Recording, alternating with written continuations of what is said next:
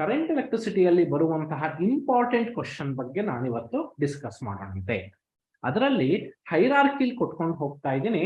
The first derivation which is very important from current electricity is balancing condition of Wheatstone network using Kirchhoff laws.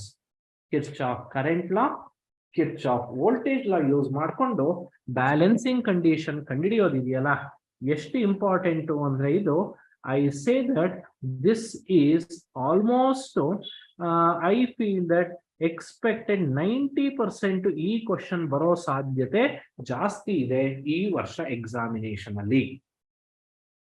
ನಾವು Wheatstone network ನ draw ಮಾಡ್ತೀನಿ. First Wheatstone network ನಾವು ನೋಡಿ, there are 4 resistors.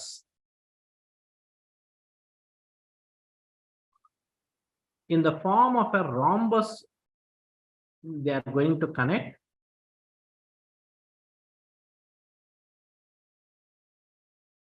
So, ಈ ರೀತಿ 4 resistor in the shape of a rhombus.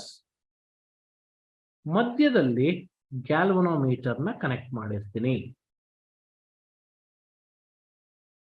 G is the galvanometer, and the other 2 ends I am going to connect it to the external power source. ಒಂದು ಬ್ಯಾಟರಿಗೆ connect ಮಾಡಿರ್ತೀನಿ. Naming ಮಾಡ್ಕೊಂಡ್ಬಿಡೋಣ. This point I will call it as A, B, C and D. ಈಗ resistors ನ name ಮಾಡಬೇಕು. ಇಲ್ಲಿ 2 method ಇದೆ. I will take these resistors are P, Q, R, S, which are arranged in cyclic order. What is the value of resistance? I don't know. I have just vaguely took the value of resistance. Now I need to prove if the balancing condition of the network ಆಗಬೇಕು ಅಂದ್ರೆ first ನಾನು ಏನ್ ಮಾಡಬೇಕು, KCL Kirchhoff current law ನ apply ಮಾಡ್ತೀನಿ. ನೋಡಿ, battery ಇಂದ main current start ಆಯ್ತು. I is the main current. Point ಎಗೆ ಬಂತು. ಪಾಯಿಂಟ್ ಎ ಅಲ್ಲಿ ಏನಾಗ್ತಿದೆ, current is getting bifurcated, divide ಆಗ್ತಾ ಇದೆ. ಕರೆಂಟು 2 ಪಾರ್ಟ್ ಆಗಿ ಡಿವೈಡ್ ಆಗುತ್ತೆ. I1 ಅಂತ ಅನ್ಕೋತೀನಿ. ಕೆಳಗಡೆ ಸೆಗ್ಮೆಂಟ್ ಗೆ ಬರೋದನ್ನ I2 ಅಂತ ಕರಿತೀನಿ. ಈ I1 current passes through the resistor P, comes to the junction B. ಮತ್ತೆ 2 ಪಾರ್ಟ್ ಆಗಿ ಡಿವೈಡ್ ಆಗುತ್ತೆ. A part of the current which goes through the galvanometer, IG ಅಂತ ಕರಿತೀನಿ. ಅಂಡ್ ಅನಂತ ಇಲ್ಲಿ ಉಳಿಯೋದೇನು ನೋಡಿ, I1 ಕರೆಂಟ್ ಎಂಟರ್ ಆಯ್ತು, ಅದರಲ್ಲಿ IG ಈ ಕಡೆಗೆ ಬಂದ್ಬಿಡ್ತು, ಅಂದ್ರೆ ಟುವರ್ಡ್ಸ್ ದ ಗ್ಯಾಲ್ವನೋಮೀಟರ್ ಬಂತು ಅಂದ್ರೆ the left of current will be I1 minus IG. Next D point ಗೆ ಬರೋಣ. I1 ಮೇಲಿಂದ ಕೆಳಕ್ ಬರ್ತಾ ಇದೆ, IG ಮೇಲಿಂದ ಕೆಳಕ್ ಬರ್ತಾ ಇದೆ. 2 ಸೇರ್ಕೊಳ್ಳುತ್ತೆ. They combine because current is a conserved physical quantity. You can neither create a current nor destroy current. ಯಾಕಂದ್ರೆ ಎಲೆಕ್ಟ್ರಾನ್ ಫ್ಲೋ ಇರುವಂತದ್ದು. ಸೊ IG ಮೇಲಿಂದ ಬಂತು, I2 ಲೆಫ್ಟ್ ಸೈಡ್ ಇಂದ ಬಂದು ಜಾಯಿನ್ ಆಗಿ I2 ಪ್ಲಸ್ IG ಆಗುತ್ತೆ. ಈ I2 plus IG will be flowing from D to C. I1 minus IG will be flowing from B to C. 2 combine ಆಗಿ same current will flow through the battery. ಇಷ್ಟನ್ನು ನೀವು theoretical ಆಗಿ explain ಮಾಡೋದು ಕಷ್ಟ ಆಗುತ್ತೆ. So the solution for this is simple. ನೋಡಿ, P, Q, R and S are the resistors. G, galvanometer. ಈ ತರ ಸ್ಟೆಪ್ಸ್ ಅಲ್ಲಿ ಬರೆದು ಬಿಡಬಹುದು. V, applied voltage.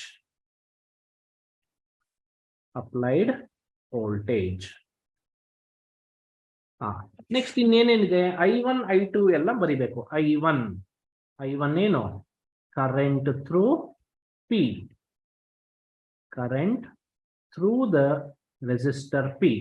ಅದೇ ತರ I2 ಏನಾಗುತ್ತೆ, it is the current passing through R. Next ಯಾವುದು, IG is the current passing through G, galvanometer. I1 minus Ig is the current passing through Q. I2 plus Ig is the current passing through S. ಇದಿಷ್ಟನ್ನ ಬರೆದ್ರೆ ಸಾಕು. No need to write the detailed explanation ಬರೆಯೋ ಅವಶ್ಯಕತೆ ಇರೋದಿಲ್ಲ. ನಾವು KVL Kirchhoff voltage ಲಾನ ಹಾಕಬೇಕು. Kirchhoff voltage ಲಾ ಹಾಕೋದಕ್ಕೆ ನಾನು ಲೂಪ್ ಅನ್ನ ಕನ್ಸಿಡರ್ ಮಾಡಬೇಕು. ಯಾವ ಲೂಪ್ ಅನ್ನ ಕನ್ಸಿಡರ್ ಮಾಡೋದು? ಫಸ್ಟ್ ನಾನು I will apply to this loop. ಹೀಗೆ I will apply KVL right to ABDA. ಇಲ್ಲೇ ಮಾಡ್ಬಿಡ್ತೀನಿ ಅದನ್ನ. I will apply KVL to ABDA. We know that KVL apply ಮಾಡಬೇಕು ಅಂದ್ರೆ ನಂಗೆ ಲೂಪ್ ಇರಬೇಕು, ಕ್ಲೋಸ್ಡ್ ನೆಟ್ವರ್ಕ್ ಇದೆ. KVL ಹಾಕ್ತಾ ಇರಬೇಕಾದ್ರೆ what should be considered? Sign convention plays a very important role. ಏನ್ ಹೇಳುತ್ತೆ ಸೈನ್ ಕನ್ವೆನ್ಷನ್? ಸೇಮ್ ಡೈರೆಕ್ಷನ್ ಇದ್ದರೆ ನೆಗೆಟಿವ್, ಆಪೋಸಿಟ್ ಡೈರೆಕ್ಷನ್ ಇದ್ದರೆ positive. This is what the loop rule says. ನಾನು ಅಪ್ಲೈ ಮಾಡ್ತಾ ಇದ್ದೀನಿ ಅದನ್ನ. Applying KVL Kirchhoff voltage law to ABDA. A to B ಕರೆಂಟಿನ direction A to B ಇದೆ. ನಾನು ತಗೊಂಡಿರೋ ಲೂಪ್ ಡೈರೆಕ್ಷನ್ ಸೇಮ್ ಇದೆ. So minus I1P. B to D ಕರೆಂಟಿನ ಡೈರೆಕ್ಷನ್ ಸೇಮ್ ಇದೆ, ಲೂಪಿನ ಡೈರೆಕ್ಷನ್ ಸೇಮ್ ಇದೆ.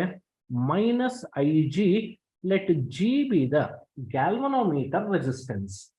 ಗ್ಯಾಲ್ವನೋಮೀಟರ್ ರೆಸಿಸ್ಟೆನ್ಸ್ G ಆಗುತ್ತೆ. ನೆಕ್ಸ್ಟ್ D to A ಬರ್ತೀನಿ. D to A ನೋಡಿ, ಕರೆಂಟಿನ ಡೈರೆಕ್ಷನ್ ಮತ್ತು ಲೂಪಿನ ಡೈರೆಕ್ಷನ್ ಆಪೋಸಿಟ್ ಡೈರೆಕ್ಷನ್ ಅಲ್ಲಿ ಇದೆ. So it is plus I2 into R equal to 0.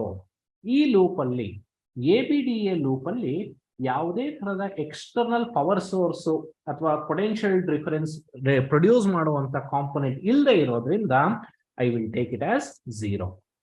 Equation ನ ರೀರೈಟ್ ಮಾಡಿದ್ರೆ I1P plus IgG equal to I2R.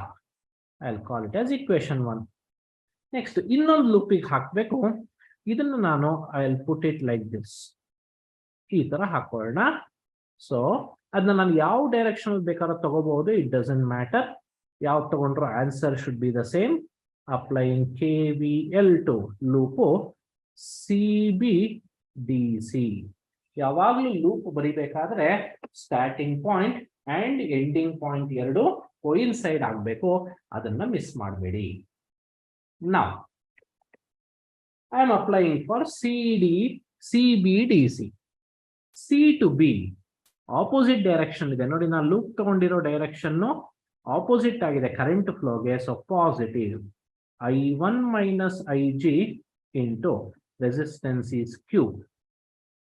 B to D same direction ಇದೆ, minus IG into G. D to C same direction ಇದೆ, minus I2 plus IG into S. No source of battery, so 0 ಬರ್ದೆ. Simplify ಮಾಡಿದ್ರೆ ಇದನ್ನ I1 minus IG into Q equal to IgG plus I2 plus IG into S ಆಗುತ್ತೆ. equation second one. Now ಈಗ what is the condition for balanced Wheatstone network ಅಂದ್ರೆ the condition for balanced network ಏನು ಅಂತಂದ್ರೆ making the current flowing through galvanometer as 0. So current flowing through the galvanometer 0 ಯಾವಾಗ ಆಗುತ್ತೆ? ಇಷ್ಟು ಬರೆದ್ರೆ ಸಾಕು, ಬಟ್ ನಿಮಗೆ ಗೊತ್ತಿರಲಿ ಅಂತ ಹೇಳ್ತಾ ಇದ್ದೀನಿ. by adjusting the values of resistances PQRS. ನೋಡಿ, current always tries to follow the least resistance path. Resistance ಕಮ್ಮಿ ಇರೋ ಜಾಗದಲ್ಲಿ ಕರೆಂಟ್ ಹೋಗುತ್ತೆ.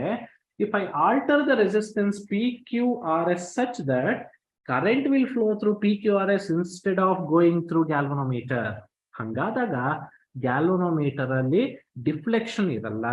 ಗ್ಯಾಲ್ವನೋಮೀಟರ್ ಡಿಫ್ಲೆಕ್ಷನ್ ಇಲ್ಲ ಏನರ್ಥ? No current is flowing through the galvanometer. ಹೀಗಾದ್ರೆ ಈಕ್ವೇಶನ್ 1 ಏನಾಗುತ್ತೆ ನೋಡಿ. ಈಕ್ವೇಶನ್ 1 ಏನಿರೋದು ನನ್ನ ಹತ್ರ? I1P plus IgG. ಇಲ್ಲಿ IgG 0 ಆಗೋದ್ರೆ I will be left with I1P equal to I2R. Let me call this as equation 3. Next, equation 2 ಏನಾಗುತ್ತೆ? We'll go back to the equation 2. I1 minus Ig into Q. Ig 0 ಆಯ್ತು. I'll be left with I1Q. ಈ ಕಡೆ I2S ಅಷ್ಟೇ ಉಳಿಯುತ್ತೆ, ಯಾಕೆಂದ್ರೆ Ig 0 ಆಗುತ್ತೆ. IgG goes to 0, Ig also goes to 0. So I1Q equal to I2S, equation 4.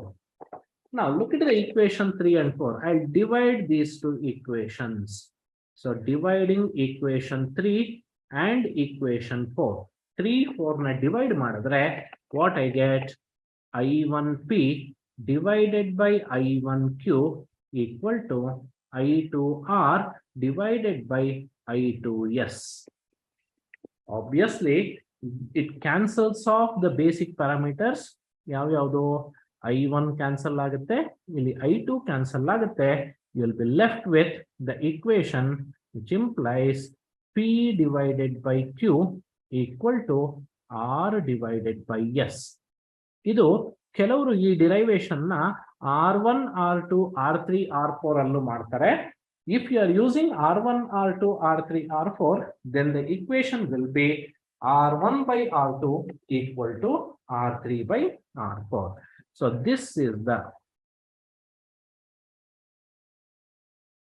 balancing condition for